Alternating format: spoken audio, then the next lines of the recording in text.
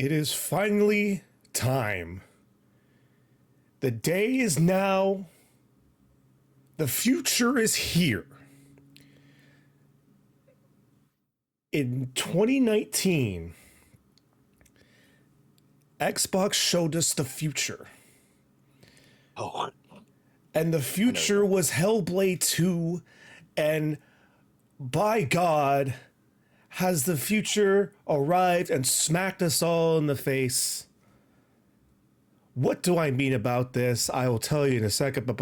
But so before I do, welcome back to Nerdyweight podcast, where some nerds just talk about a lot of things. And today, I'm going to talk about a lot of things. But Joel, how are you? I'm good. How are you? How you today? You cooking? You cooking at home? I'm cooking a little. You know, Joel, I am cooking. Cooking up my first impression of Hellblade 2 because I've been playing it for the past 2.5 hours. I literally jumped off so I could come do this podcast. And Joel, I have a lot of opinions. I have a lot of takes. Of course, for everybody watching, listening, either live here on twitch.tv/UnitedWeNerd or on our YouTube channel or on podcast services, do not worry. I'm not going to spoil anything. It just came out today. I'm not going to spoil it. So, because I want everybody that has an Xbox, go play the game. Because Joel, holy shit. I've talked your ear off about how much I love Hellblade 1. He has. And I'm not going to lie. The whole reason why I got my Series X day one is because back in 2019 at the Game Awards, we watched it together. You did. Xbox showed us the future of their new console, and the first game that they said that was going to bring them in to the next generation of consoles was Hellblade 2. Their announcement for Hellblade 2, and by God, does this game deliver on that promise? In my opinion, this is probably the best looking game I've ever seen. Ninja Theory has cracked the code and delivered us what I believe is our first legitimate Unreal 5 experience. Now, what do I mean by that? The game in and of itself is pretty similar to how the first Hellblade game played. The combat is very simple. However, they did change it so it feels more dynamic and like dramatic in a sense, I would say. It's not difficult, but it definitely adds to the presentation that I believe they're trying to deliver. The puzzle mechanics were there where, Senua like sees like a glyph and you kind of have to like maneuver the world and like distort it in a way to continue forward on your quest. The visuals, Joel. Have you seen a few years ago when they released that tech demo, that Matrix, like Unreal 5 tech demo? Yes, I believe so. And some of the footage leading up to this looks, I can't put it into words when it's like one of the best things I've ever seen on TV, So keep that in mind as I kind of try to explain this. So, like I said, I'm not going to spoil anything, so don't worry about it. I'm not going to spoil the game. But one of the first major fights that you do early on in the game. So one of the biggest complaints that some people had in the first game was that it felt like it was very comic booky, like Batman-y, where you would have a group of enemies that are around you, but they all kind of take turns trying to attack you. So like you fight one person, everybody else is like waiting to An attack. RPG kind of. No, just kind of like you are the protagonist, so instead of doing the logical thing and everybody attacking at once, like only one person is going to attack. And then like once you beat the fuck out of somebody else will like rush in and then you beat the fuck out of them kind of situation. So this time they took advantage of their new graphics engine with Unreal 5 and like using that as a way to kind of disorient, but also kind of when once you start getting into combat, it starts to kind of warp the world around you to the point where you're only solely focused on one person, so everything else around you doesn't matter. And I guess to some people that might sound a little, lame because it's still like the one-on-one fighting, but I believe in my experience that I've played so far, again, it's only 2.5 hours in, it really does have that extra oomph to like the whole presentation. So back to what I was saying about one of the first major fights, the attention to detail is so extra that there are points where the character that I'm fighting against looks real. Like Yeah. it looks like I'll attack them and they'll like post back and then it just turns into a person. Like so one of the neat things about Hellblade 1 was that their use of FMV where you would have, the character model of like Senua kind of like there, but then like appearing off to the side or kind of like next to her, it's this FMV of like a real person talking to her. This game doesn't have that, but I think that they didn't do it this time is because Unreal 5 just has so much power to it that there are moments in time where the characters look like people and like it switches into like a movie. It's so it's like it fucking blows my mind. So the cinematic transition and the gameplay is just flawless. So remember the first trailer where it started out with like just like the landscaping and like a camera just kind of panning down on like this just vast just kind of like not wasteland but like different terrains and like rocky hills and whatnot. Yeah, And like yeah, I remember remember. how like the fidelity of that was just so extra and like so like realistic. Yep, That's I how it remember. looks. That's how it looks. And it's mind-boggling to me because usually there's a little bit of a depreciation.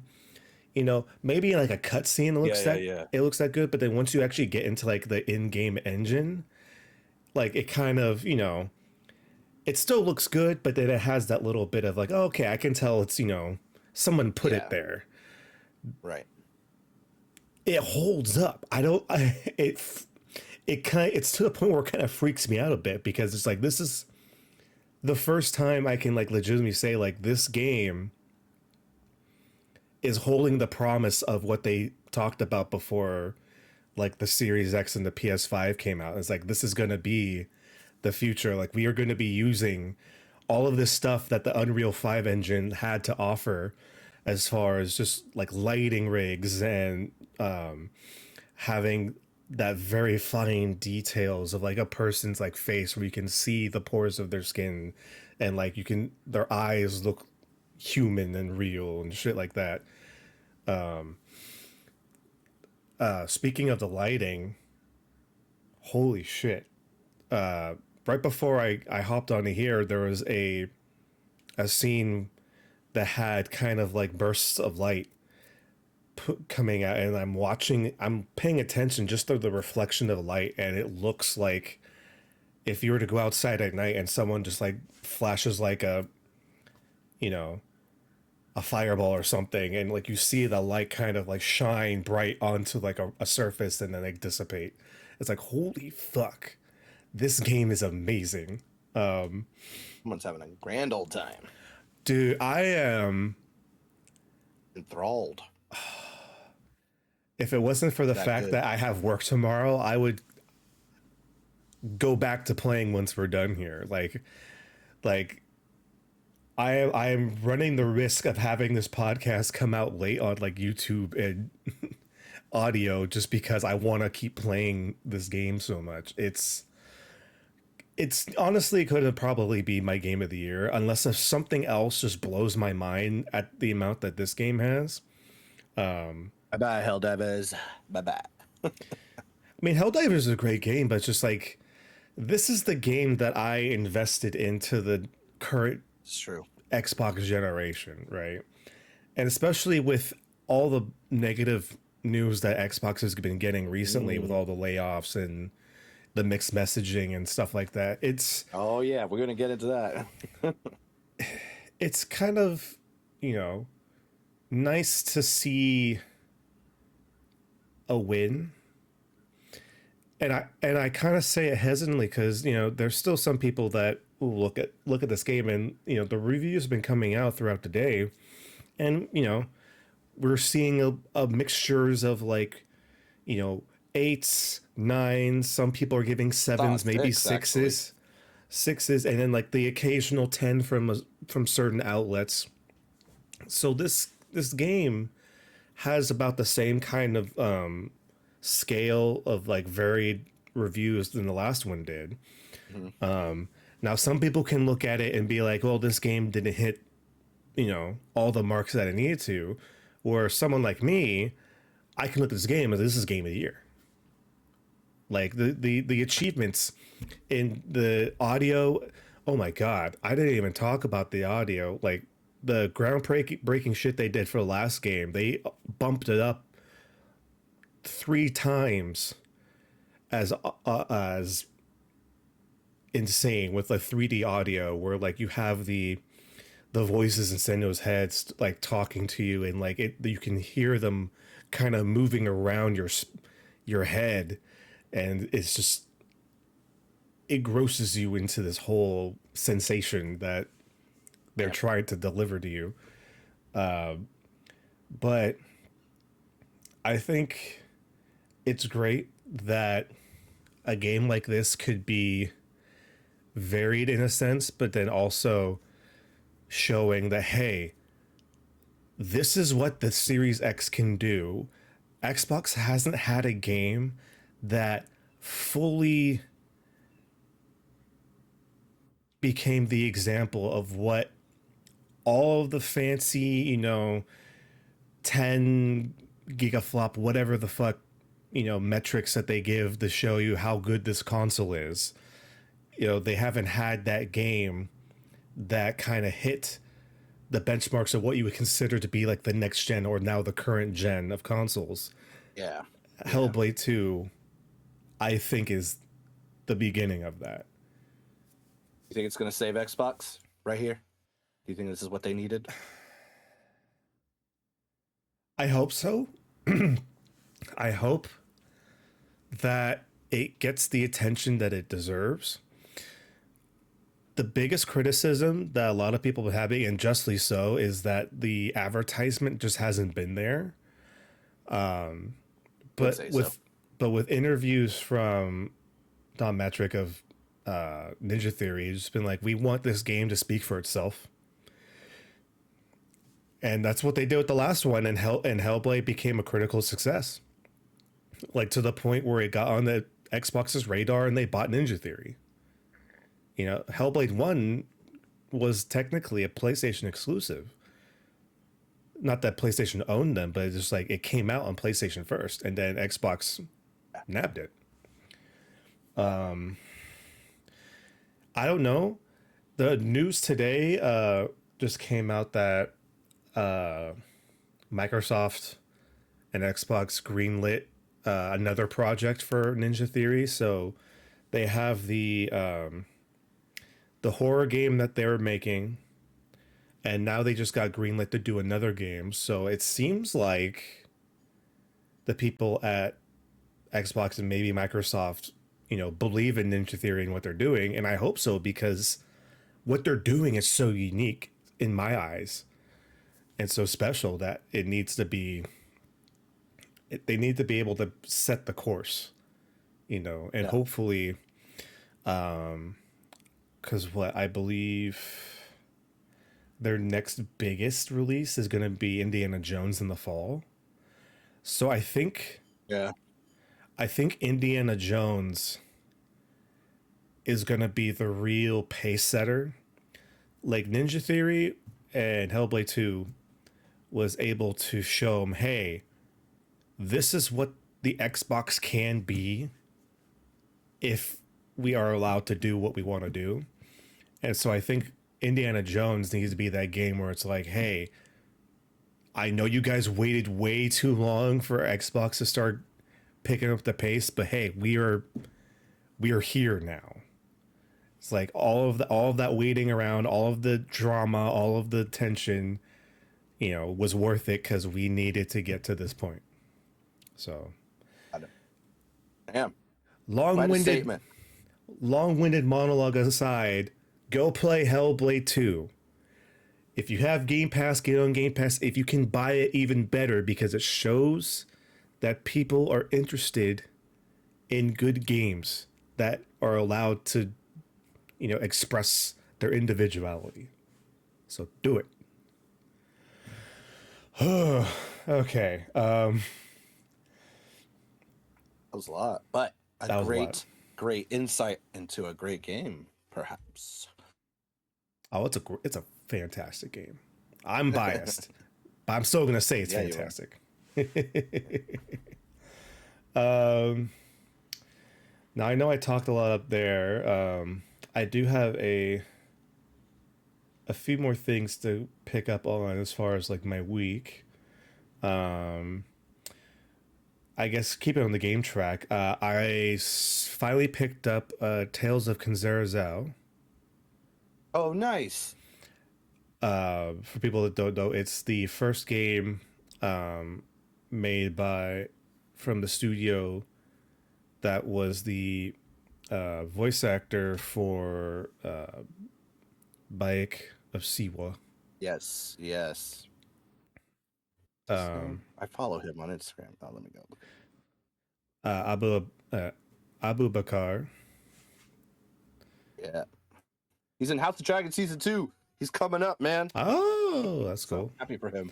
He was in Uh, Raised by Wolves. If you want some trippy sci-fi shit, highly recommend. But yeah. um, but yeah, it's the kind of Metroidvania-ish game that is kind of based off of his own experience about losing his father. So it's kind of the story of Mhm. this young shaman that is having to deal with the idea that his father is no longer with us, and he's trying to kind of get him back in a way. And it's kind of you're going along this venture with Zhao as he's kind of dealing with the process of grief, and see him grow as a shaman. And Awesome. it's a really interesting game. I've been playing it on my Switch. Runs great. Nice. Sure, if you play it on anything else, it probably is a little bit sharper, but I think the Switch, is just fine as far as running it. Mhm. I'm not necessarily too big into like the Metroidvania games, but so far I've actually been surprised at how fun I've been having with it. You have your I'll have to mask pick it up. I like powers. Metroidvania stuff. It's great, and it's only $20, which is wild. Oh, that's cheap. What the fuck? It's super cheap. But EA was gonna gouge us. No offense to the studio or anything, but Nah. But not but so you have your mask powers, and they kind of do different things. Like one is more ranged and defensive, or the other one is kind of more in your face and like melee oriented. And of course you have your skill trees for like both masks, and you kind of get more like abilities and like different like little tweaks, and you unlock these like talismans that give you buffs and stuff. It's like kind of you know the standard kind of Metroidvania kind of deal, and you kind of go through this yeah. big map going back and forth and unlocking new passageways, and to progress through the story. But yeah, I've been having a great time with that. It sucks that for now my time's gonna be with Hellblade 2, but once I'm done with that, I'll definitely be going back to Tales of Considers Out, it's a really fun time. And for a first outing for a brand new studio, I think that it's a good attempt. I can see where people have been saying that it's a little bit too basic as far as like Metroidvanias go. But as far as just being the first time, it's a fully voice acted game. You know, it looks really good, and also the story feels very personal, which of course it is. But you feel it there, and I think if you're into these type of games, you should try it out. Like I said, it's only $20. It's not too bad. I do think that it probably suffers from unfortunately coming out like a little bit after the newest Prince of Persia game, which was also a Metroidvania type that got rave reviews. So it kind of sucks because, of course, now people are going to be starting to, compare it, which, to each their own, but Hey, like I I said, want to ask you, as someone who played a Castlevania game not too long ago, how's the music? Because Castlevania is a big fucking deal. I just want to know, in this game, how's the music? the music's really good. I don't know like who they got to do the music or what composer they got, but they're doing a great job. The soundtrack is really good. The just like the background music feels super nice. That's it. Next paycheck, I'm going in. I'm convinced. But yeah, Tales of Kazarzao, highly recommend checking it out. And the last big thing before I'll give it over to you, I saw finally Kingdom of the Planet of the Apes this past weekend. Nice. I won't go into too many details because Joel, I know you haven't seen it yet. I don't know if you I plan want on to. seeing it or you want to see. Okay, Probably this weekend. highly recommend. I keep I saying highly enjoyed the recommend it. previous ones, so I say if you enjoyed the previous ones, you'll enjoy this one. It's more of that good ape shit. I will say I Oh, go ahead. Go ahead. Go ahead. no, go for it. I was just gonna say I saw it does. Spoilers, of course, are important to me, but I did see they tease, like as they did with the older ones. The tie into um say too much that I'll just say outer space. There are teases of what they did in the older movies with outer space. That's all I'm gonna say. So I appreciate that they're still continuing that theme. I don't want to say too much. I don't, yeah, don't. But that's what I saw on Twitter. I didn't go hard on clicking because I don't want it in my algorithm. So like, oh, okay. So if I'm wrong, cool. If I'm right, cool. So I'll say this. It's refreshing that they're continuing the legacy of the most recent trilogy, but also they did. I think it was good that they kind of pulled it back in a little bit more because the farther we went along with the last three movies, it kept building up to being this big it's very big thing. scale. Yeah. But now that we're kind of resetting, they drew it back into a more not smaller in terms of like impact, but just like the story focuses on the main character Noah and his clan. It's not like Mm. the entire ape race. It's like this one clan of apes, and the trials and tribulations that they have to go through to, you know, oh, what a wonderful day, kind of thing. Mm. Although I will say I expected slash have expected that we were gonna get a Dune Part 2 TikTok trend with what a wonderful day and Proximus. Yeah. Like I've seen so many TikToks of people doing that kind of stuff. But yeah, the acting is great. The team that they have that teaches the actors to be ape do a great job. Andy Serkis's crew nailing it once again. I just really love what they do. It's kind of similar to how Anthony Daniels does the droid school for like Yeah, Star yeah, Wars. Andy Serkis has become like the Anthony Daniels of apes, and all the characters are really good. It's really interesting because this isn't really a spoiler, but Kingdom takes place 300 years after war. So this is like a long period of time. Oh shit. It's a big jump. And so it's like apes have become the dominant species, like Wow. outright.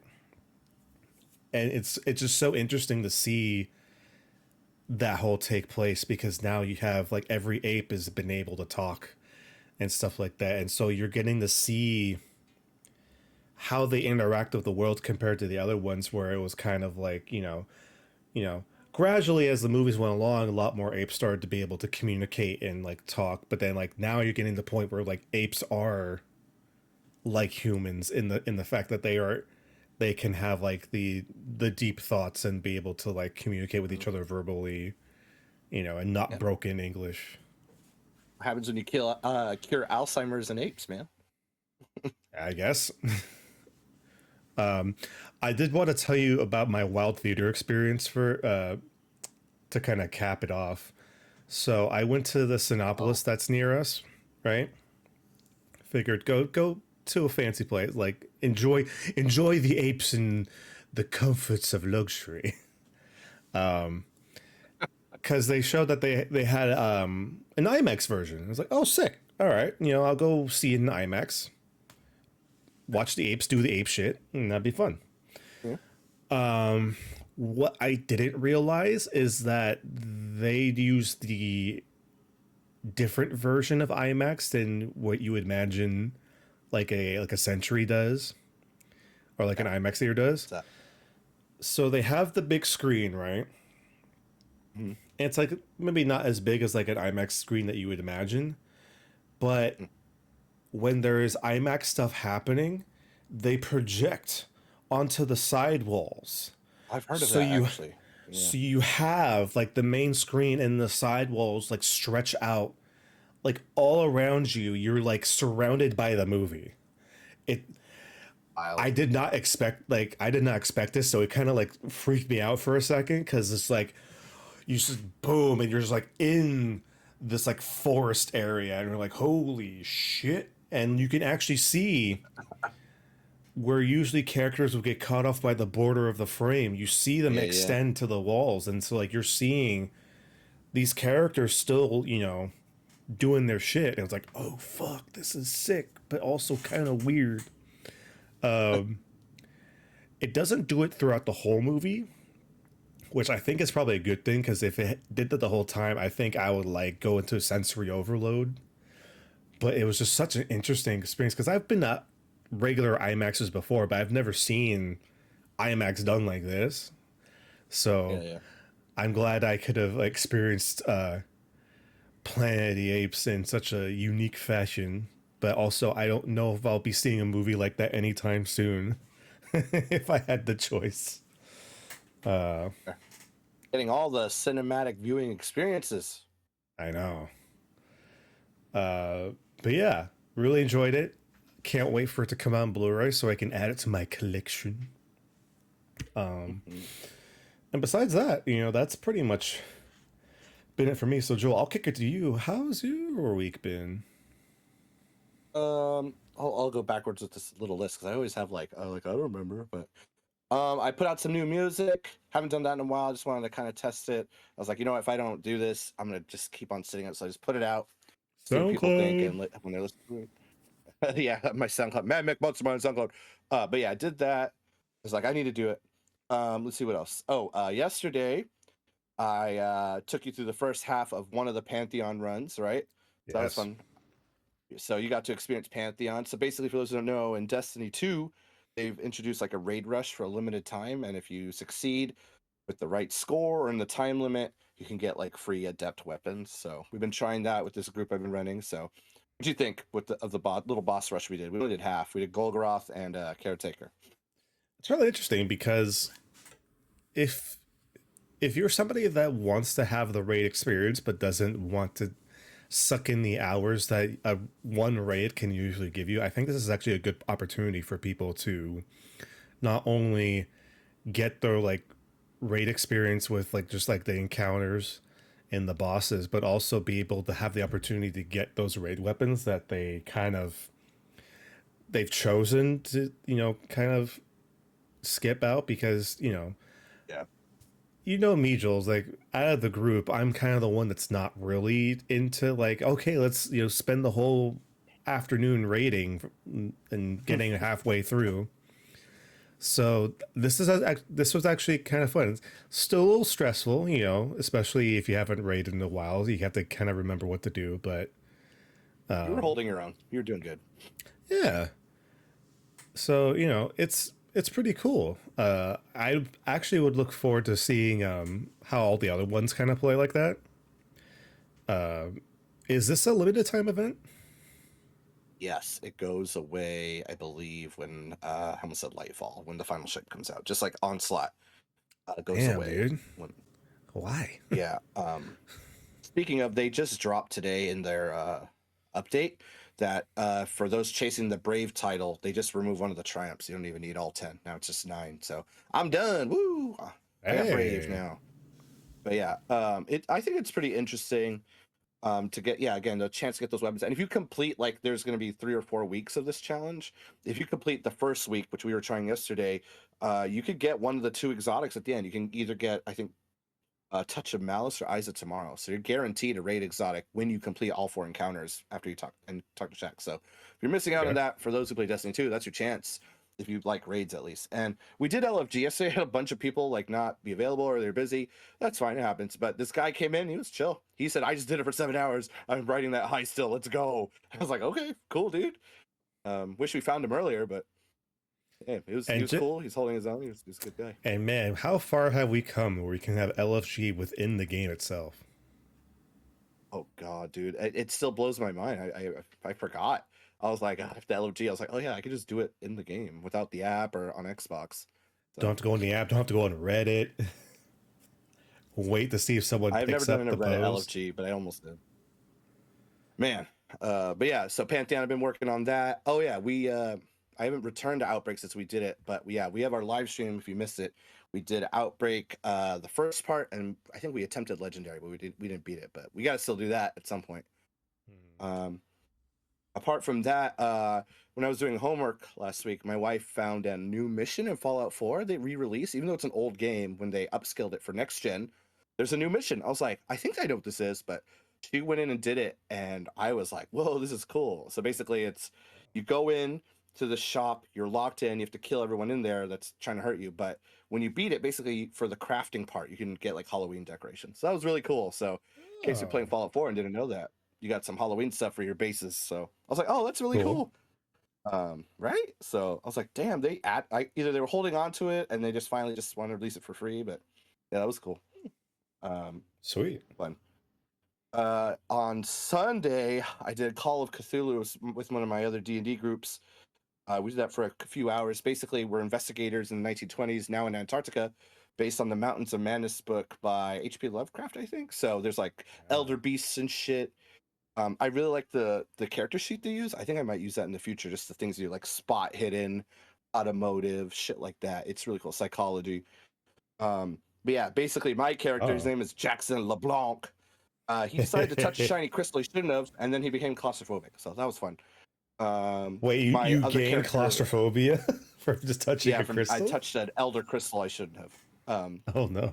And then earlier, because you could have psychotic breaks in this game, because you're like, wait, did I see that? Is that real? I like my character went catatonic the Oh, last time we played for like an hour. So we're oh like, I had to God. pilot the plane, and the plane didn't take off for like 2 hours. I was like, what? So that's pretty fun. And there's like a modern version I might try with you guys that the person I usually sit next to recommended. So, but yeah, Mountains of Madness is Interesting. pretty fun. Okay. Call it Cthulhu. Yeah, right. It's fun.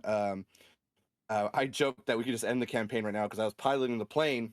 I was like, I can just crash into this obelisk, right? We're like, well, I guess we're done before summer. It's like so it's a joke. But yeah, don't touch shiny crystals in RPGs. You shouldn't. So So comparing like the regular D&D like character sheet, like what are like the major differences between that and Call of Cthulhu? there's we still have Constitution, Dexterity, all that, but there's also like how I kind of implemented luck a little bit here and there. Luck is a Mhm. factor if you want to affect your roll. You have like a luck pile to pull from. There's sanity, right? If you take sanity damage, you can go insane if you take enough. That's what caused my claustrophobia. I took a lot of sanity damage that day. If you take a certain amount, it causes a psychotic break. So there's stuff like that. Oh, And the combat is very like you should not be engaging in combat. It's like it could be life or death depending on play. Like I've been lucky so far, but definitely we had an encounter where it's like, oh, this guy has a gun, and but we're all missing, right? But usually they can do anywhere from like 5 to 10 damage, and you only have like 20 HP. So it's like holy pretty shit. high stakes, right? If you don't play right. So also, I almost killed one of our people because I was piloting the plane and then I rolled bad. And that's the thing. A lot of the rolls we do 2d10s or a d100. So you have to usually roll either above, depending on what the DM wants, above or below the score. And I rolled bad, so like one of the people on the plane in the game got impaled with a chair, and they took 6 damage. And for them, that's huge because they already were damaged from before, so they were like at 1 HP. So they were bleeding out too. So yeah, it's God fun. damn. I think I'll try that next. Do some spooky stuff. We haven't really touched that. I think with horror, we've done a lot of sci-fi, which I'm about to get into. So Call of Cthulhu has been pretty fun. Yeah, I take the reins on that next one, or I'll incorporate. I've been stealing a lot of pieces from a bunch of different things, like your Cipher, the other one that I use in StarCraft, and this. There's so many good things. I might just make a like conglomeration of those. But yeah, Friday we did 5E with Mass Effect. For those who know the story, Yeah, we we did. there I've been splitting into 3 acts, and we ended Act 1 with the Genophage Tachanka arc. So basically, they had to go make the Krogan sterile again, and a lot of trials and tribulations with that. So, Oops. what'd you think, Brian? You lived it. I DM'd it. What'd you think? No, I think it ran pretty well. I feel like because like what I said before, when you're talking about leading up to it, like I've played the games, so I knew what was going to happen. So I was trying to play more of a back seat just to see what everybody else was going to do. But yeah, it was great. We surprisingly tried to be stealthy at first, and it kind of worked up until it didn't. But yeah, it felt very action packed throughout the whole time. I felt like we had a good sense of the seriousness of the situation. So like, I felt like everybody was kind of like on it, and like we did have some tricky. We did have some tricky situations, especially with one person that didn't realize how big a airstrike is. But Those who don't know, I gave one of our characters who's notorious for blowing up our own team. So I said, okay, I'll give you an airstrike 20 by 20. He thought I meant 20 by 20 feet. No, I meant 20 by 20 spaces. yeah, So so luckily he backed down from that, which is cool. But yeah, I had a really good time just seeing what the people that weren't in the know, how they had to kind of grasp with the situation of, yeah, spoilers for anyone that hasn't played Mass Effect 3 yet, whoops, it's a bit kind too of late been a though. while. The whole situation with Morden and just seeing how they like it felt like for a second like everybody just kind of had to like sit and like think about it. It's like, oh shit. That's what I wanted too. That's what Mass Effect should be. You gotta sit with those choices. Mm-hmm. So yeah, all in all, it was a real good end to the first chapter of Mass Effect Yeah. 3. Oh boy, they're gonna see some big baddies soon. I am so excited. Oh god, I'm Oh so man, Brian fucking was afraid, dreading it. dude. I'm so fucking Oh man. afraid. Like I thought I was gonna have a rough time with this one. Uh I I don't want to meet the banshees. I can only For those who imagine. don't know, in the Mass Effect 3 game, there were, and even in Andromeda, there are some enemies that have a one-hit kill mechanic if you get too close or you're playing kind of unknowingly. And one of the characters they fought that time was a brute that has a one-hit kill, but not as I say drastic. It's what you kind of expect if you get too close to this guy. But banshees, which, everyone kind of dreaded in Mass Effect 3. They teleport, they can sneak up on you, and there's some bullshit too. When I had a shitty connection, it's like they pull you across the room. All of a sudden, I'm impaled because I'm behind on the connection. But yeah, it'll be fun, and the Phantoms too. Uh, I changed something for those who don't know. In Mass Effect 3, there is not a big battle for when Mordin goes and here's the sterilization. Oh I God, did that. yeah. I threw that in for you and Jameson because I know you guys know what happens. Sarah knows what happens too, but I was like, let's make it fresh. So they had to fight some invisible enemies. We're trying to kill them at Morden. And they brought back an old character from the last sequence. So that was interesting. Yeah. That was a curveball. Yeah, I was like, I need to make it fresh for everybody. Here we go. Yeah, that's pretty much all I did. New music, lots of gaming on different levels. Yeah, I am really excited for Akuma this week. I've been tomorrow. Yeah. I've been going back and forth on Street Fighter. I've been trying to get back into it. I know I have to worry about something else this Friday, which will remind you guys later, with showdown between Brian, Marcelo, I, and Lisa. I have not been practicing Smash, but I'm confident. And if that's my downfall, that's fine.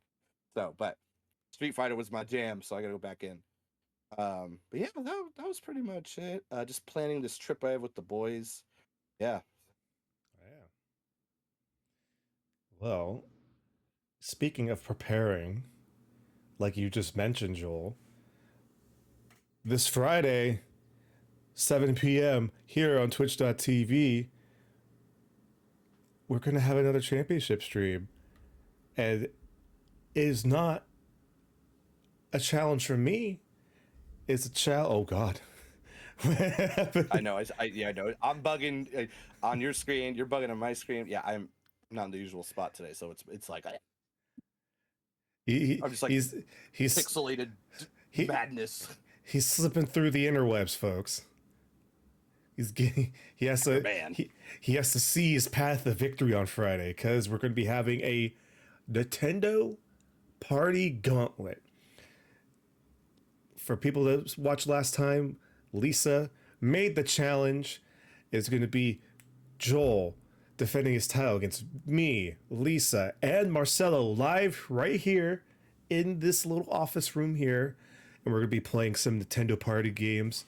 I believe Lisa mentioned maybe Mario Party, Mario Kart, Smash Brothers.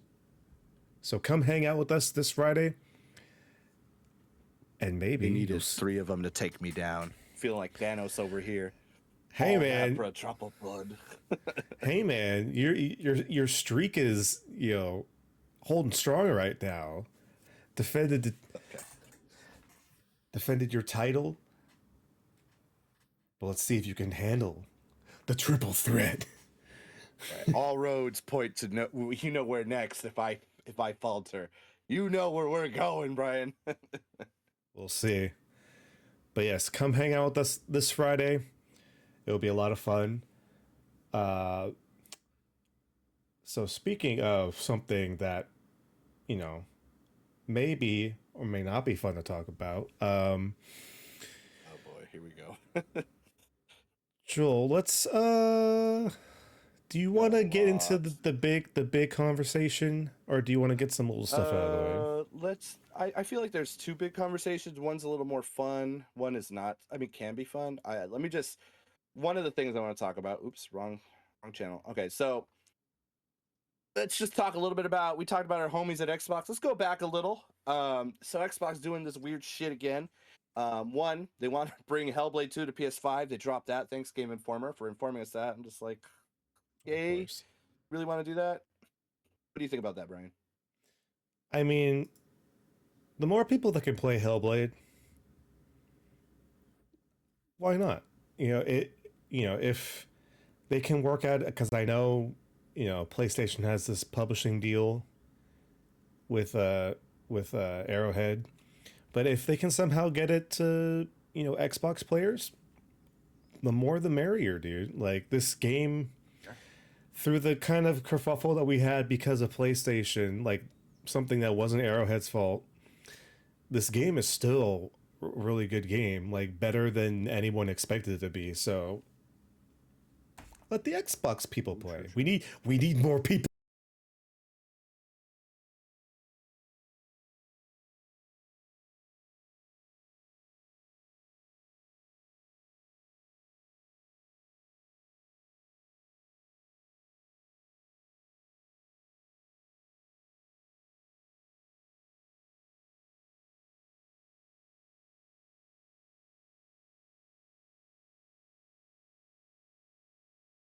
Fire, maybe they'll cause some change, Oh, heat under some people's. I don't know. uh-oh. What do you think? Uh, Am I gone? I'm what I'm lost. thinking is that we're having some technical difficulties at the moment. Bro. So I guess people on Twitch, hold on a second. I'm gonna fix this real quick. People on audio and VOD realm, it'll be like it never happened. Hold on a sec. Joel, entertain the fine folks. Oh, okay. All right.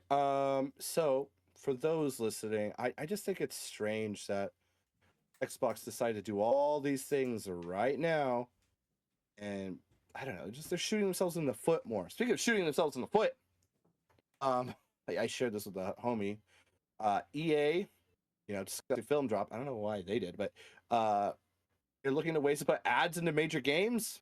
Kind of like we do with mobile games. It'd be kind of funny. You're just playing I don't know, let's say Hellblade, boom, ad for Hellblade 1 right there, or an ad for fucking Halo right in the middle of your game. I don't know if that's the right call ever. I understand like crossovers, that's pretty cool. I don't know though, but just an ad so blatant in a game, like I get it. I mean,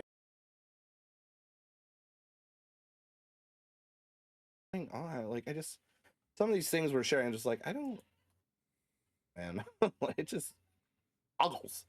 Like what? How many PS5s were they going to sell? And of course, with they made so many because they didn't have any. Like, you could blame scalpers or whatever. But hey, Brian, you here?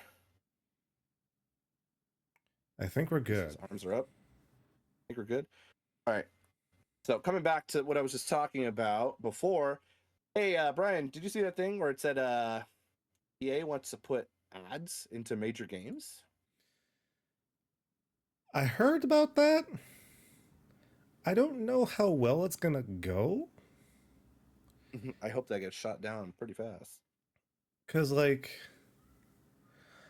I've seen like other stories about other companies trying to like I knew that at one point Ubisoft was talking about trying to do that, and one of I think it was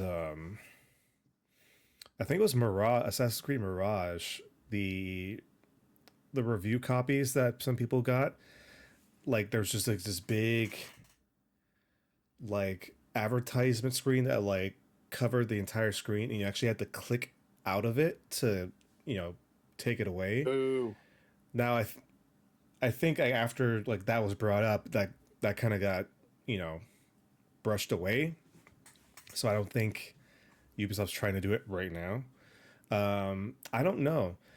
EA is probably the company that would go through with it, but I want to know how they plan on doing it. Like if it's going to be integrated with like the game, or if it's just going to be like kind of like what Ubisoft was trying to do with like just the pop-up ads. I don't know if that's the solution to getting people to buy more things. I don't know. It's kind of untreaded water for the most part, because every time somebody talks about doing that kind of stuff, it always kind of gets pulled back because players don't want that a lot of the time. Mm-hmm. I mean, shit, back when uh Capcom was trying to figure out what to do with Street Fighter 5, like one of the rumors was that it was going to go free to play, and it had just like sponsorships, kind of like any kind of like sporting event, just have sponsorships plastered fucking everywhere, or like you would have to like watch a commercial or something. Didn't happen, but that was a Thank conversation at the God. time. I don't know. What do you think? I think I don't want an ad for Master Chief killing aliens when I'm playing Hellblade. So don't do it. I want to play my game to relax, not to be hit with ads. But I already have that in my TV. So fuck, man. Like I'm really against it. Mobile games I expected. I don't want it in my like Right. my other like console games. I mean, obviously if there's crossovers and stuff, yeah, put the pop up that there's a special limited thing, you know. But I don't want that. You know, I don't want an ad for like buying, groceries when I'm, killing people as Bayek or whatever, I don't know. Right. That's just me. I'm against it.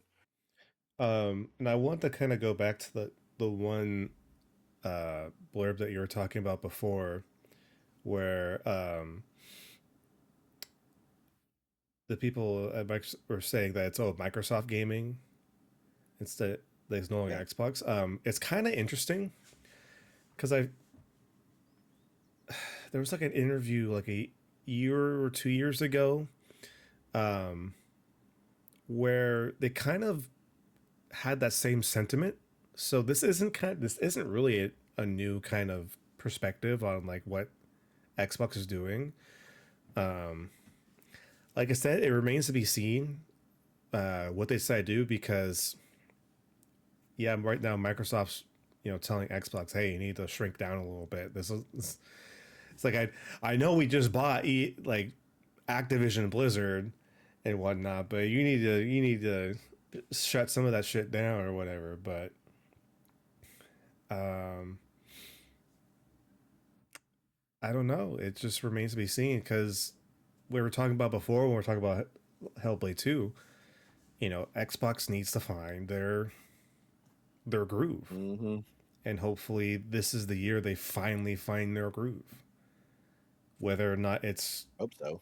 more so the meddling of Microsoft, that's yet to be seen. I feel like once we hit the fall time and Indiana Jones come out, we might get a clearer picture of what the future of Xbox is going to be. But that's Mm-hmm. you know yet to be seen. Fair. Um, Before we jump into one of the big ones, I just want to jump back to Destiny 2 again. Oh So yeah. they teased finally, I'm excited about this, a heavy trace rifle. So a big laser Oh in the weapon baby. slot. It's going to do big damage to shields. It's called Microcosm. It looks really cool, looks huge. In the video, it shows them melting an ogre.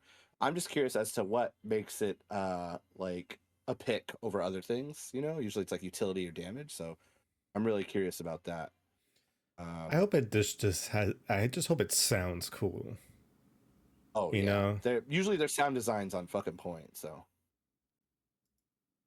that's the hope because you want like any kind of shooter game, you want your cool exotic guns to like have a nice oomph to them. And I feel like since this is going to be the first like heavy trace rifle, this needs to be like a beast of a laser cannon.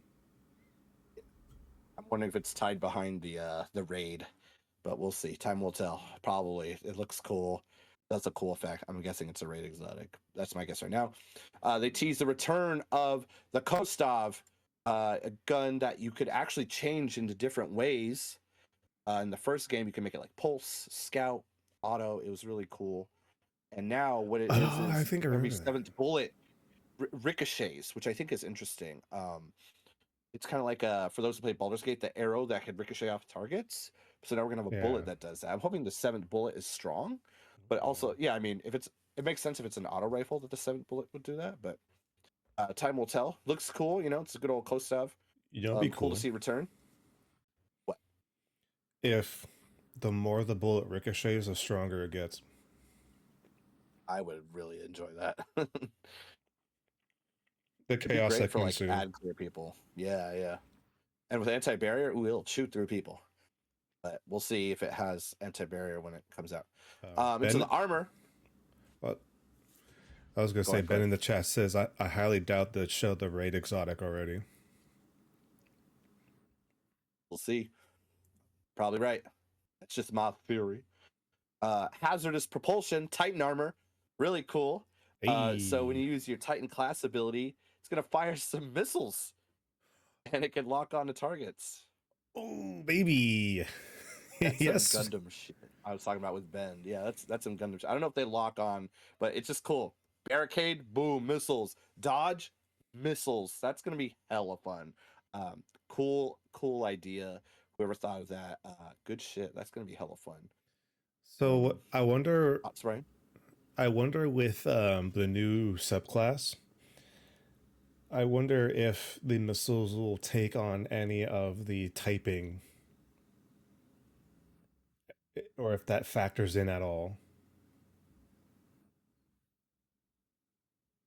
I know, like sometimes I mean, depending on like like, strand missiles, or like if they're void missiles, they'll suppress or because whatever. Or if they're does this say forward missiles, anywhere they'll like burn.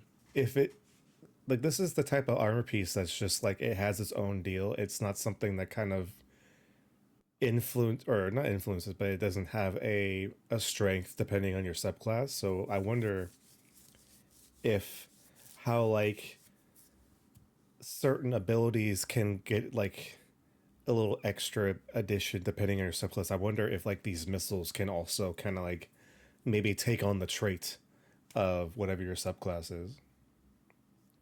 Maybe sometimes they do that like later on too. Like they if this like becomes an exotic that isn't that good and people forget about it, they sometimes buff it up with things like that. So who knows what they have in mind for it? It might be too strong. Shit. Jameson in the chat says, I'll return to D2 if the heavy trace rifle sounds like a Kamehameha. Dude,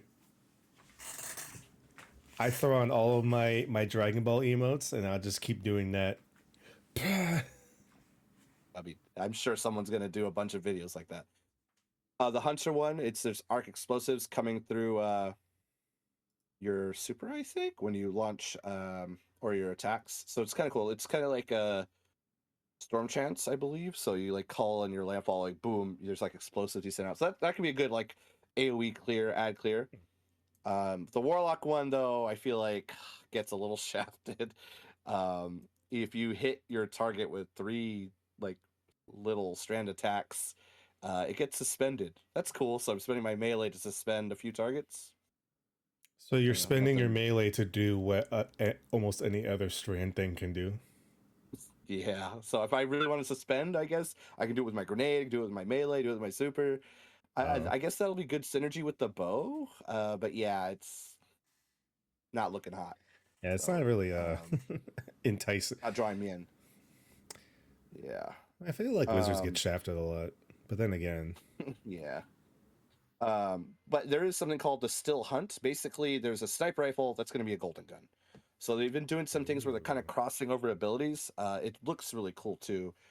Um, it's a sniper rifle. It has like 2 parts, a little bayonet. But yeah, you could have your own golden gun now and a weapon. I wonder if that's a dungeon or raid one. That sounds pretty powerful, but time will tell. We'll see. It's probably at the end of the campaign, I'm imagining. It's like, we can't use your light, but you could use it in this gun. Something like that, I imagine. channel all of your power into this shot. I, I was joking, with a couple people like, oh, look, it's no Galaxy Beyond, not no Land Beyond. But we'll probably never get that one back just because point and click with the snipers. But yeah, that's it for Destiny. Really quick. So Gigabash, Brian, you shared this. They're getting a Nemesis 2 Kaiju pack. So That's right. Hedorah and Ghidorah are coming to the scene, and it looks a lot of fun. I just watched it earlier today. It's like, damn, it's cool. And they Hedorah like poisoning everything. And of course, Ghidorah doing its electric beam shit. So Gigabash was a lot of fun. We Dude, played that pack, so I'm glad they're getting more licensing to this shit. It's great. especially when they told us how hard it was to try to get Toho to let them use Godzilla monsters and stuff like that. So it's cool that, their first go around proved that they can, deliver on what they promised and they're getting more. So let's add more kaiju to this bitch. Ah, man. Good for them. Yeah. When we get in Jet Jaguar and Gearus, Oh, never. dude. That has to be They have a Jet Jaguar coming. already, pretty much. But Brian, did you want to talk about the Marvel Rivals terms of service, the non-disparagement clause? sure, I think we'll do that and then we can kind of dive To the big into one. Assassin's Creed. So, About a week ago or so, Marvel Rivals had a closed alpha. Uh, Unfortunately, we couldn't get into it, so I went ahead and just kind of watched other people's coverage of it. And the game looks interesting. It looks fun. Like I said, it's a closed. It was a closed Watch. alpha, so it still has a few. Well, not a few. It has a lot of things that it still needs to work on. But as far as like just like the game itself, it looks fun. The characters look interesting to play. Some of them look broken as fuck. I'm looking at Oh Doctor yeah, Doctor Strange. Strange. Bro, I saw this guy open like, sling ring a portal open in front of this like Yeah, this is chasm, the enemy right? base. And then Yeah, right in front of like the enemy spawn and like just kept falling yeah, off. yeah. Oh, that's dirty. But the It's fun. biggest news coming out of this closed alpha is that players started to notice that the kind of signed agreement had some wording that went along the lines of saying if you want to play this game, you can't talk badly about our game or have any criticism at all. Which I don't know if any of you have taken a journalism class, but that is a big no no. That is called buying your buying your review for the most part. So yeah, Hmm. that kind of brought to light, and then Nettie's was kind of like, oh, that's not what we meant. We're gonna go back and like change it. It's like, sorry for the Uh, confusion. It's like, okay. I mean, that's pretty much the story. It's just kind of like, come on, you didn't expect anyone to like notice, like, you know, I'll give them the benefit of a doubt, because they haven't really. I'm not too familiar with what NetEase has done. I know they've done a lot of other games, but I think Marvel Rivals is like their first like big IP like kind of game. Like it's Marvel. How can like you can't get much bigger than Marvel.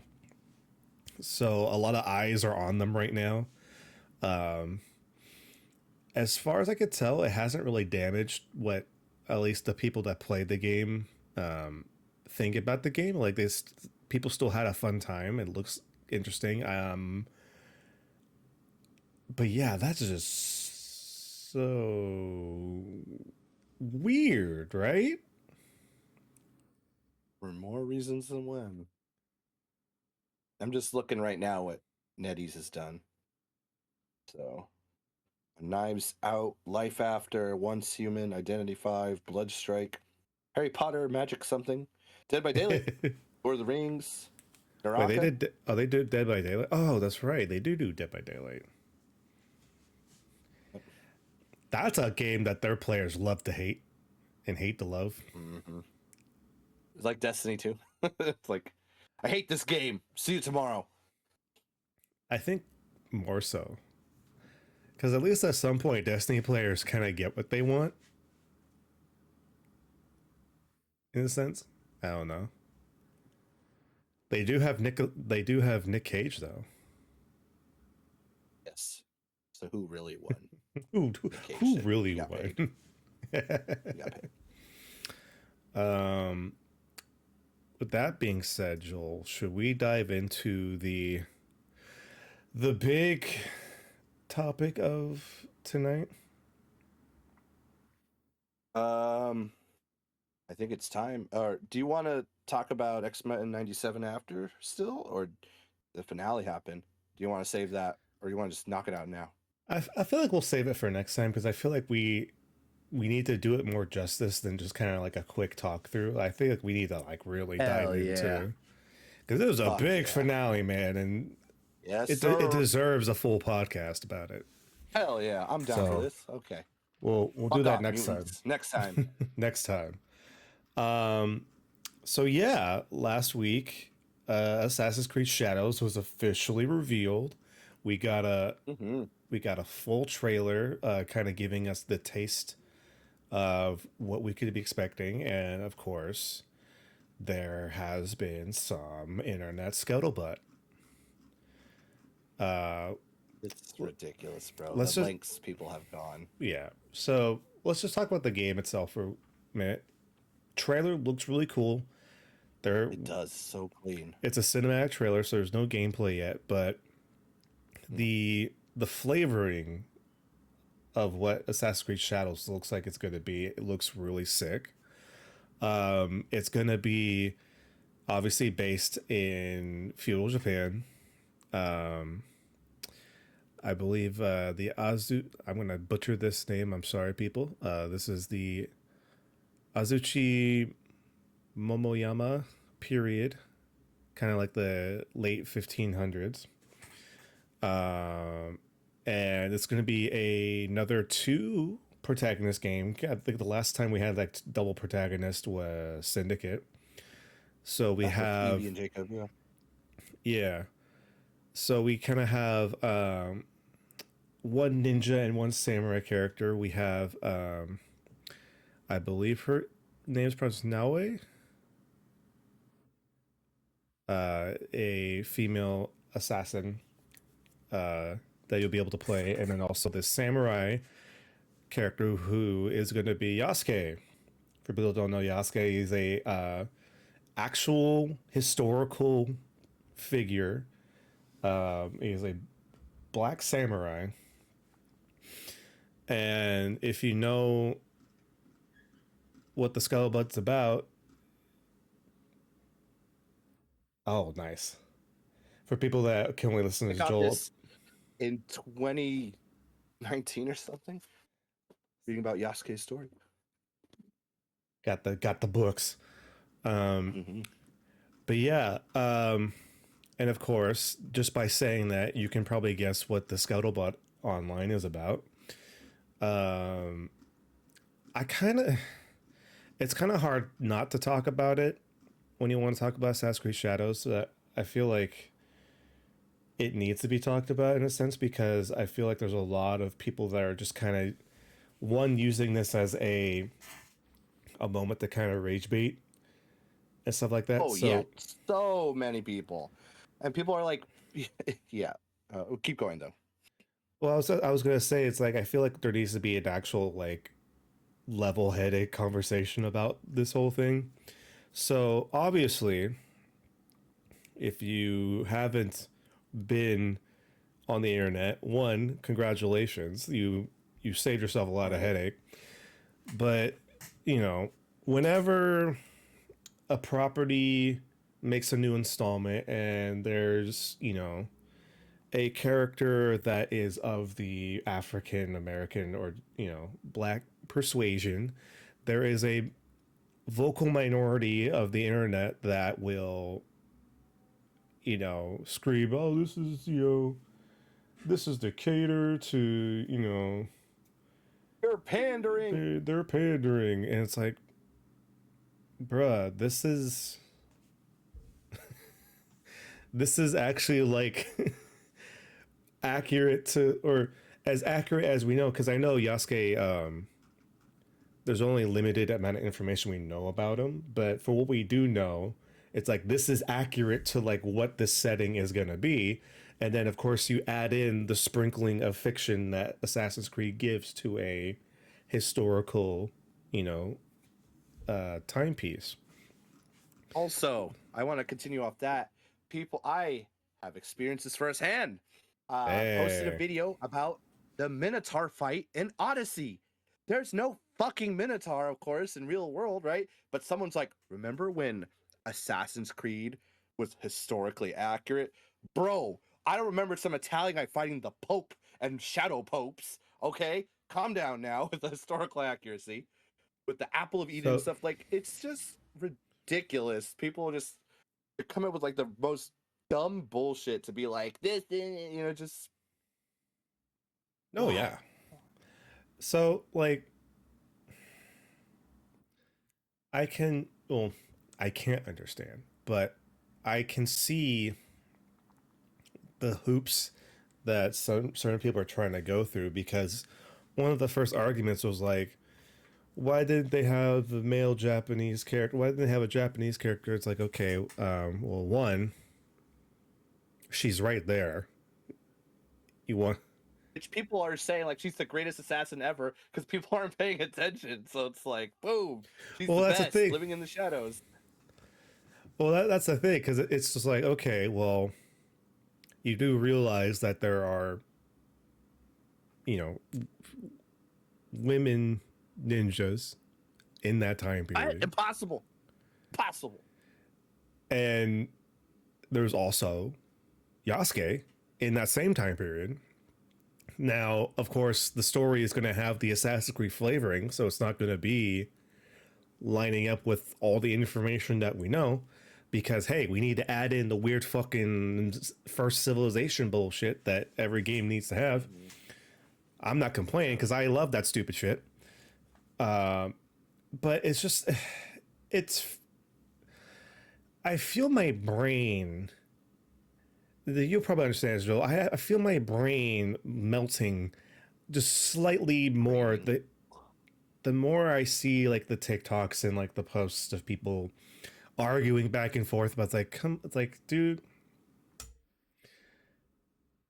it's so easy to tell somebody is doing something out of bad faith just by the lack of information that they can actually muster to make an argument for this whole thing.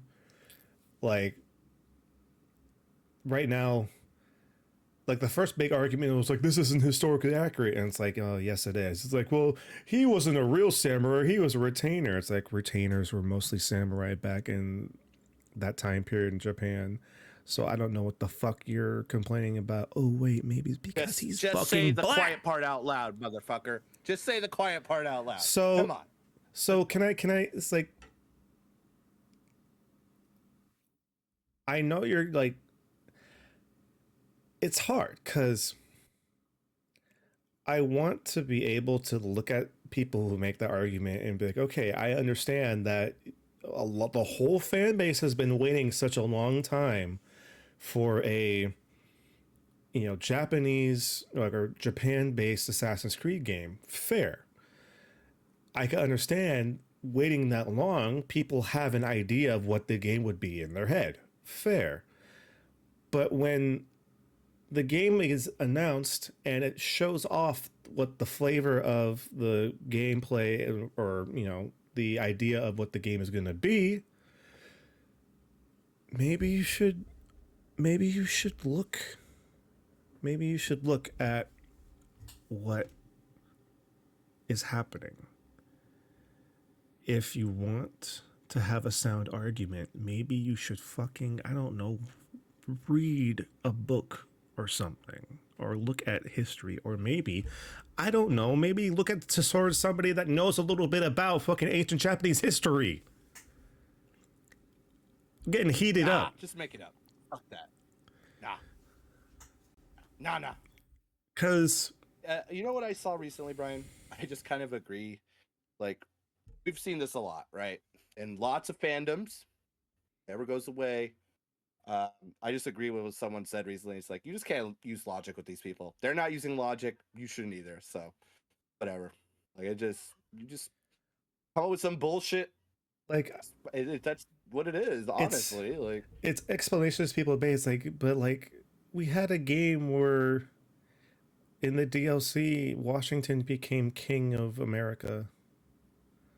that's okay. We had okay. We had, you know, we fought cursed pharaohs in like And Anubis. A fucking giant Anubis. You know, we've seen Greek gods, we've seen Norse gods. You know, it's such a, what makes me like the most frustrated about this, besides like the ignorance of a lot of people, is that the conversation should be about what we expect from this game or what we like to see from this game, instead of having this circular conversation that repeats itself over and over again in many different fandoms and many different situations that ends up leading nowhere except for, you know, people are just yelling at each other over some bullshit that shouldn't be a problem, but for some people it is a problem for some reason. You know what it is. We know what it is. You know.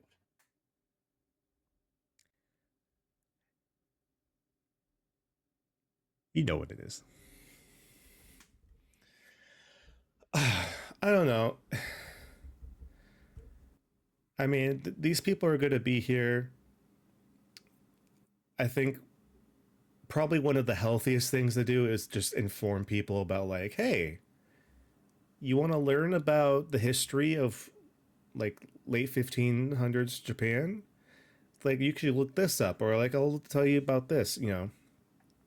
So I appreciate the people that are using this as an opportunity to educate people about Japanese history, because at the end of the day, that's what kind of Assassin's Creed is always really good at, is that they introduce people to a certain point of history, and then it kind of lets people kind of discover and like go out and look for more like actual pieces of like that history, like, because like shit, we didn't know much about, or at least I didn't know much about the Italian Renaissance period until I play Assassin's Creed and I looked more shit up and it's like, oh, this is actually kind of sick.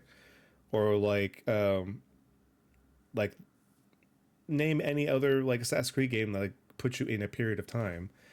And even like the most recent games that they actually give you the educational mode where you can actually just go travel throughout the entire map and actually have these little blurbs that pop up telling you about the history of like the locations you're going through that are cool. And I'm assuming we're going to get that same exact thing for Shadows. Oh no. But with that being said, I actually want to talk about some stuff that Ubisoft kind of released about what we could look forward to the game itself. So, like we said before, two protagonists. We have Yasuke and we have Naui. I believe it's Naoe. Sorry if I'm pronouncing it wrong. I'll probably learn by the time this game comes out.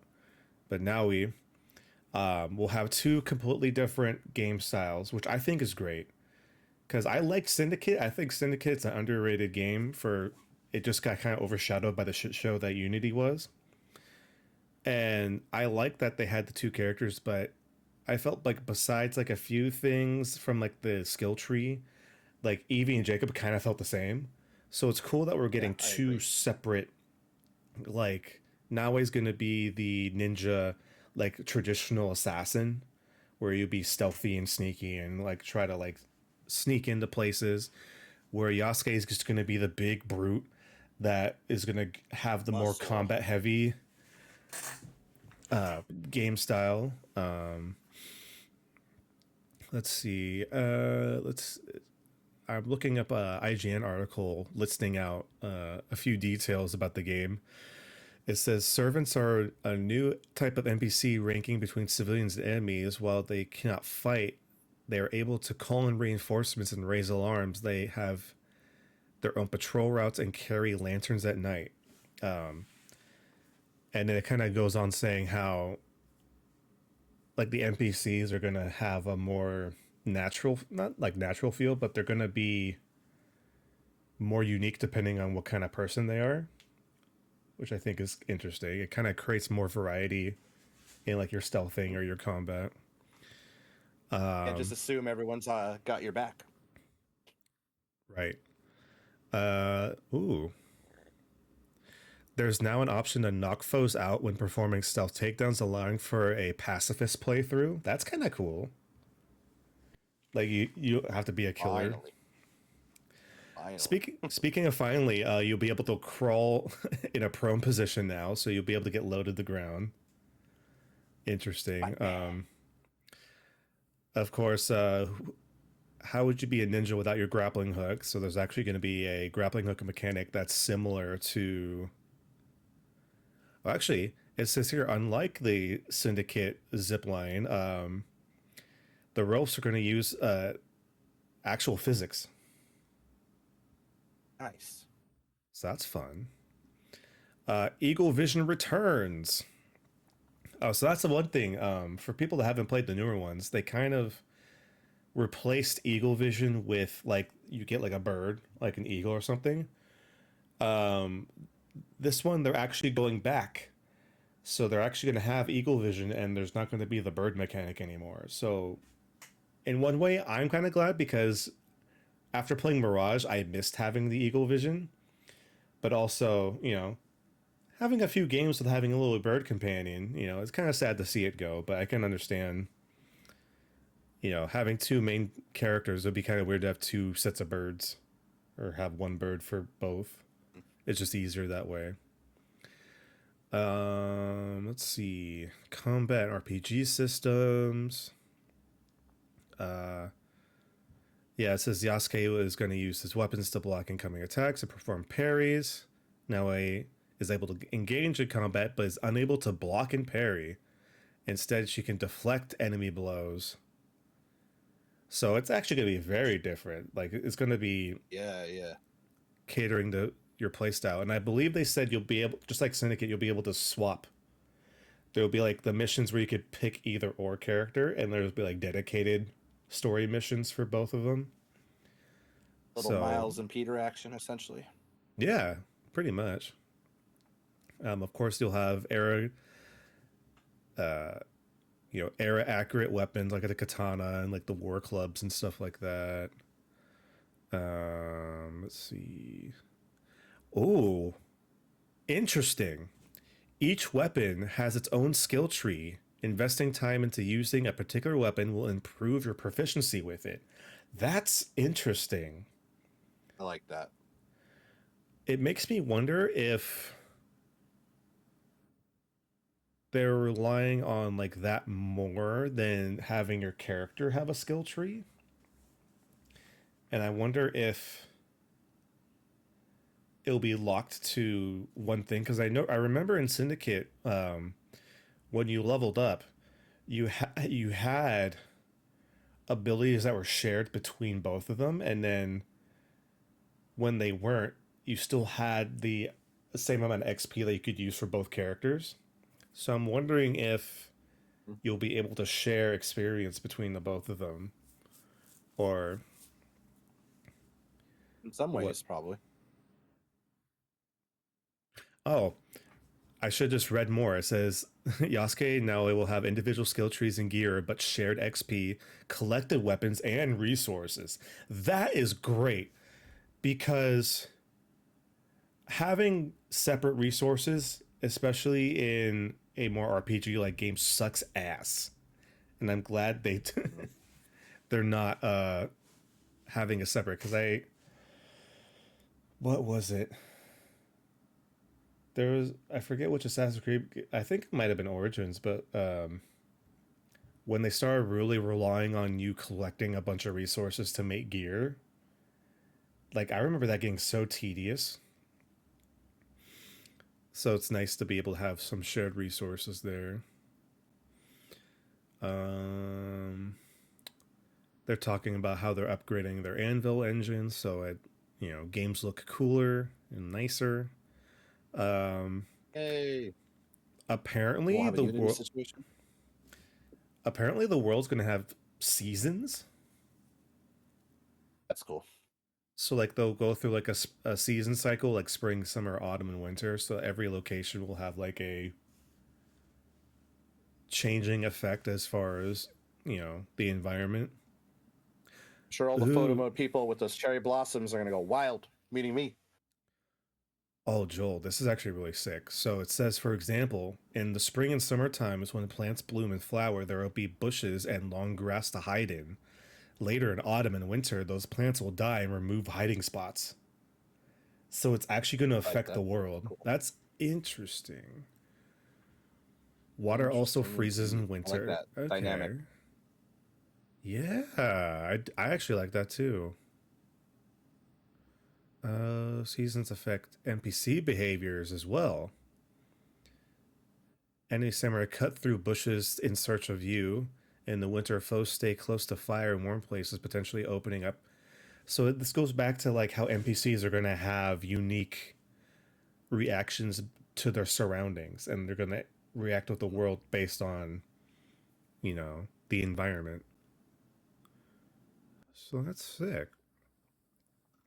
So this is just a few of the ideas of like what this game is going to be, and it sounds interesting. It sounds like this is, I believe this is actually the first only current gen, because I believe Mirage was the last one that was both on old consoles and current consoles. So this is going to be like the first Series X slash PS5 Assassin's Creed game. So that's sick. I'm just sad that right now the conversation is based around some people like pushing baseless fucking racist claims and shit like that. You know. Yeah, I'm gonna talk about a not so fun part. Well, actually, a funny thing before that is I like how people are like the Japanese are really upset, and like there's tweets of saying, "Nah, man, it's cool," or "Yasuke is part of our culture." I just don't speak for us. It just goes to it just goes to show that ignorant people kind of out themselves. Exactly. You know. Exactly.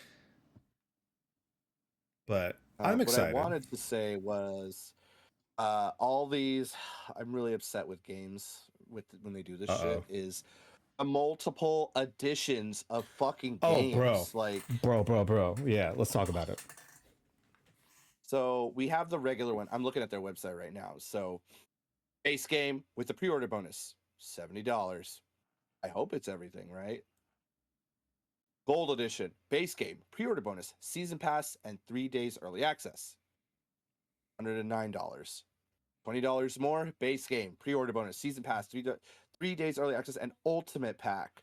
And there's an ultimate edition, day one, with 100 plus PC games, including new releases for $17.99 a month. Man, dude, I am. Don't forget the collector's edition, Joel. I know. I was the waiting. $300 collector's edition. You know, let me cut off a racist head. But see, yeah, I just. What this is, and we're not even like mentioning the fact that it's very obvious that Ubisoft is really trying to, one, push their subscription service, and two, it's the constant conversation of how we're getting closer and closer to an all digital age, which begs the question, do we own our stuff? Because out of the different editions that you mentioned, the only ones that are coming with a physical version are the base one, the $109 version, and then the collector's edition. Like, the ultimate edition's only digital. And I actually believe if you go into Ubisoft's website, you can only pre-order through them digitally. They're not offering physical. You have to go to like a Best Buy or something to get a physical copy. So I don't know. It's kind of cringy because I know Ubisoft's not the only company that does this. There's still other companies that have. Know. I mean, shit. Look at the past few releases from Sega, and how they have the weird structure. Like they had the weird for Sonic All-Star or Sonic Superstars. They had the weird tier list of this is what you get with the original. This is what you get with the deluxe edition and whatnot. Or how the most recent Like a Dragon game had New Game Plus tied to a certain edition that you had to get. That's fucked. I didn't hear about that. Fuck that. Fuck that shit. Fuck yourself. Yeah, it's not fun. Yeah, I mean, this collector's edition is great. Statue, map, scroll, lithographs, a katana, a Suba that's life size, a cool steelbook. That's what makes me mad the most. Right. It's it'd also be cool to sell it separate, not just limit it to a fucking super expensive collector's edition. But I've said this multiple times on this podcast. I am the steelbook guy. I love my steelbooks. $1,500? Up until recently, I've been able to get the steelbooks for Assassin's Creed from my physical collection through just like the other, like maybe like the Ultimate Edition or like the Gold Edition. This year, like if I want to get the Steelbook, I have to shell out $300 for that and the game and some. Like the statue looks nice. The statue would be sick. The other stuff I don't really care about. I'm not getting the $300 edition, but it's like I understand digital is the future, and eventually, it's going to be the only option. But I don't know. I don't buy physical that often, but when I do, it's for games that I care about, and I want to be able to have them forever or for as long as I'm allowed to play them, not run the risk of like just everything shutting down and not being able to ever use my investment ever again. So, nah, let's put all our eggs in one basket. What could go wrong? Or you could just subscribe to the Ubisoft Plus subscription service. Oh, speaking of subscribe, quick segue. The fucking return of cable bundled streaming services. Fuck that shit. Oh my god. It's like, why it was do we bound fucking... to happen. Yeah, it's so... Fuck. What's the fucking point of going to streaming then? To not pay writers, I guess. But...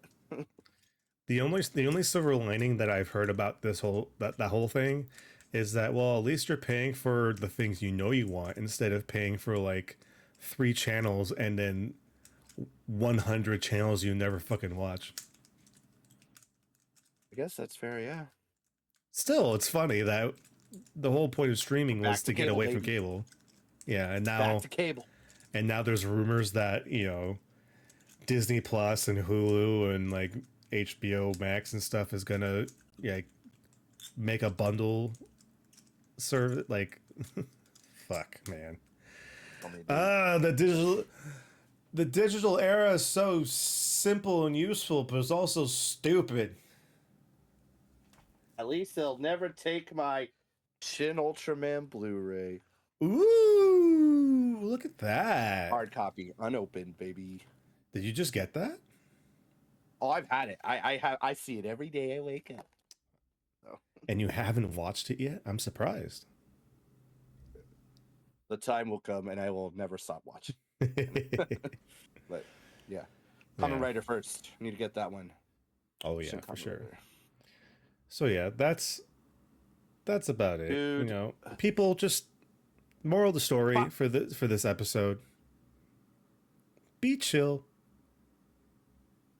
Be kind. Don't go into bad faith arguments. Let's spread this information. Let's do it. Let's just okay. We're going to pure chaos mode. Okay. We're gonna go 100% clout and chaos. And we're gonna get so big, and people are like, "Remember when they were good?" We're like, "Nah, you don't have facts about that. Nah." It's fucking 180. Fuck it. 100% heal mode. Let's go. Let's just. Oh well. Yeah, you're right. Yasuke. Nah. There you have it, folks. This is your champion coming into this Friday. full. Yeah, whatever. They needed 3 fucking people to dethrone me. What does that say? Cowards. Or sorry. Cowards. We need a new world to conquer. Sounds like someone's not confident in their outcome. Statement still stands. All right. Well, that'll do it for this podcast today. We thank you guys so much for watching and listening to this, wherever you watch or listen to this. Of course, thank you for the people hanging out here live on twitch.tv. We will be here on Friday, 7 p.m. Pacific. Titles on the line. We're going to have a big Memorial Day weekend blowout. So be there, have some fun with us. And remember, forever and always, keep on nerding.